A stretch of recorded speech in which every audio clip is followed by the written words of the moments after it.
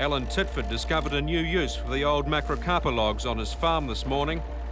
They make good roadblocks. The smouldering ruins of Allan Titford's property are no surprise to those in the small northland community of Maunganui. What's it to you? Well, what's it to you? I was here long before you. I've been here for thousands of years. It was a Māori land case that caught the attention of the nation.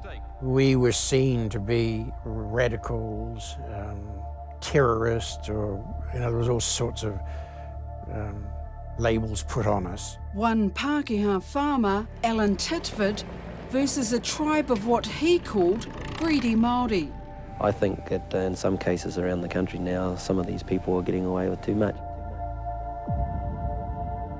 By 1876, nearly 90,000 acres of Te Roroa land had been bought by the Crown.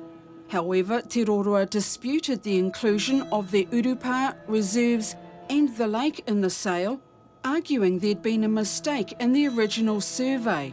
Just over here is a tapu, which one of our tupunas, Pinea, was buried.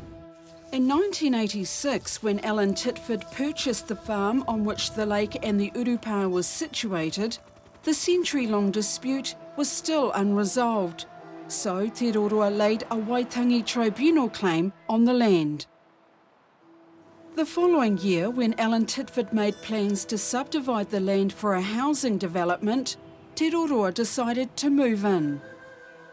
They ignore eviction notices and don't want to get off, and are more and more persistent all the time. Suddenly, after years of being ignored, Te Roroa finally had the Crown's and the country's attention, but they weren't the headlines they were after. Titford and his wife came home late last night to find their house full of smoke. He telephoned me to tell me his house had burned down. And your first reaction was to phone the Herald? Yes. Why? Because I think the issue is important. Don't you think it's important that the man's had his house burned down? Alex Nathan was a negotiator for Te Roroa's treaty claim. He remembers well the impact Allan Titford had on his iwi. It wasn't a very pleasant time, and especially for our kaumātua and kuia who had seen it all before, really. We knew that we were right, that it was not a fraud. And so we just carried on, regardless, and dealt with all the odium and whatever we were being subjected to the best way that we could. 3 years ago, his barn was burned down and diesel was poured through his house. Today, his farming friends looked over the ruins of his house, but were reluctant to appear on camera for fear their own places would be torched. It was frightening, alarming, and a lot of ignorance because we didn't know what this was really all about. It was a new thing. Bill Guest worked at Northland Federated Farmers at the time. He was one of many Titford supporters. Well, he had support from local MPs, Ross Morant, had a lot of support from farmers who saw this Waitangi Tribunal as something that was very, very new, very, very frightening, because it seemed that the way the list of claims was coming out, that a lot of the land in Northland, or the majority of it, was going to be under threat of possible people being depossessed from their land. Like many, Guest saw Te Roroa as troublemakers. So when it was revealed last year that it was in fact Allan Titford who'd burned his own house down and not Te Roroa, Guest was shocked. Well, I was guilty, along with Titford and the rest of them. We threw a fair bit of, dare I say it, abuse at the so-called perpetrators of all this trouble, and we put pressure on the police to get up there and sort it out. It was also being fanned by other things in the paper, that Maoris had been protesting, and the Queen had been up to Waitangi and she'd had a towel thrown at her, and I think there was a feeling that Maoridom had or parts of it, were starting to, there was a type of anarchy happening. You're after a story. It was all happening up there. It is an important area, and it was an opportunity for Mr. Titford's plight to be put before the nation. With mainstream New Zealand in a frenzy over Te Roroa and other Māori protest action, there was mounting pressure on government to act, especially when the Waitangi Tribunal recommended it buy back Titford's entire farm and return it to Te Roroa. This government will not tolerate sporadic claims for private land. No one can lose their private land as a result of the Waitangi Tribunal. The development of the treaty claims process at that point was still in its infancy, and now it was starting to really bite at the real issues. That land was a reservation, and reservations are supposed to be inalienable, and that was the essence of Te Roroa's claim.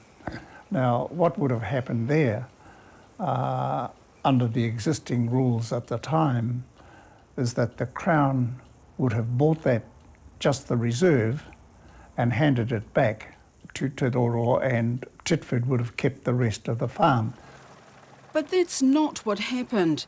The issue dragged on for over a decade, during which Titford continued to accuse the iwi of threatening behaviour.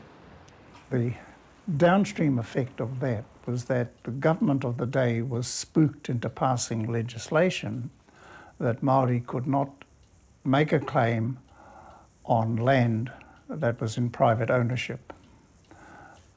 So there are lots of reserves, little reserves and urupa that are left on Pākehā land that belong to Māori, but Māori haven't got access to.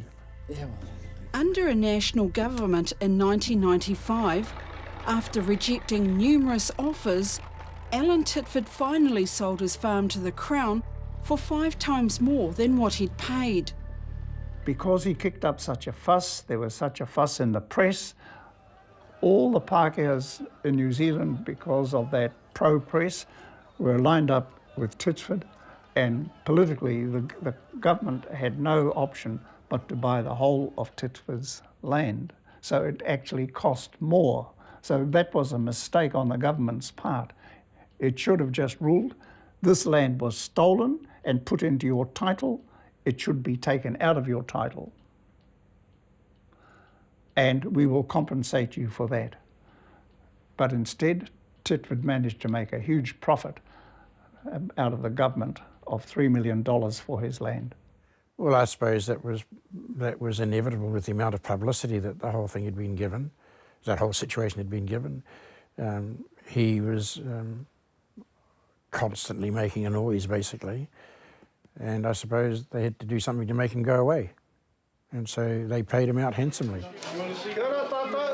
A historic day for Te Roroa. Te Roroa had to wait another 10 years before they signed their settlement deal with the Crown. I feel happy for our mokopuna, happy for the negotiators, the time they put into it, and now they can get back to a normal life. By the time we'd achieved that settlement, there were very few of the old people still alive. They'd all passed on without us having resolved it, and that the resolution of the whole situation was beyond our control. The Crown determines the game plan, and you play by their rules or you don't play at all. But that wasn't to be the end of the Titford saga. Last year, Allan Titford was jailed for 24 years for sex and violence charges against his family. He was also sentenced for arson and perjury. It was a bittersweet vindication for Te Roroa. You know, we were terrorists, we were arsonists, every other negative label you can think of, it was laid on us. Of course, we knew that it was a lie.